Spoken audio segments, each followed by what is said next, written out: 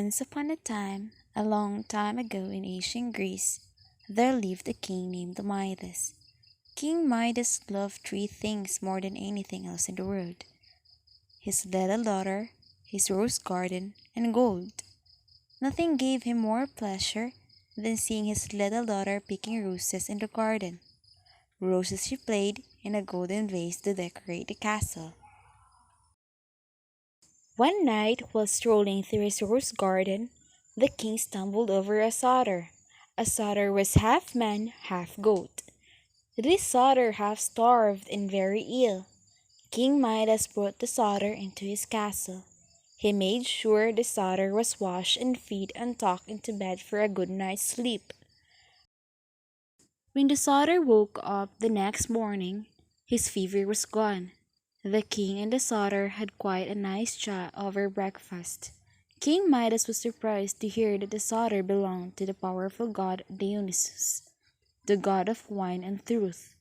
That very day, the king personally took the otter home in his very best chariot.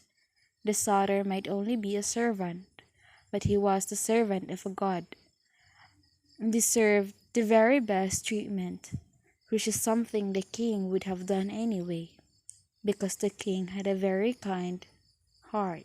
As it turned out, the otter was more than a servant to Dionysus. The otter was his teacher and good friend.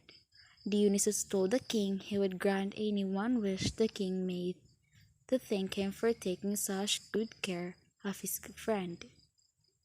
The king did not wish anything for his daughter, because he had given her everything she wanted, and a whole bunch more besides.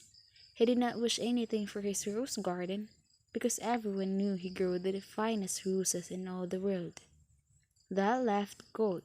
King Midas wished that everything he touched would turn to gold. When the king arrived back into his castle, he pulled out the chair to sit down at the table. The minute he touched, it turned to gold. He touched the table. He touched the vase. As soon as he touched them, they turned to gold. King Midas raced through his castle. Everything he touched turned to gold. He was so happy. He shouted to his servant to cook him a feast in celebration. So they cooked and served him a feast. That when the trouble started. Everything looked and smelled so good that King Midas reached out and grabbed a fistful of food. As soon as he touched the food, it turned to gold. He touched the other food. Whatever he touched turned to gold. He tried leaning over a ripping piece of meat in his teeth, but that did not help. The meat turned to gold in his mouth. The king's eyes filled with fear. He knew if he could not eat, he would starve.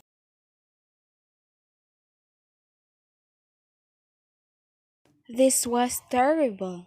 The king did not know what to do. King Midas wondered sadly. His little daughter was in the garden picking roses. When she saw her father, she ran into his arms for a hug and turned to gold too. King Midas hung his head and cried. As his tears fell on his precious roses, they turned to gold. But the king did not care. He did not care about his roses, or his gold, or himself. Dionysus, hear my prayer, the king begged. Take my wish back, please. Take my wish back and save my daughter. One last time the king's wish was granted. His daughter came back to life. The king learned a lesson that day, and he never became greedy again.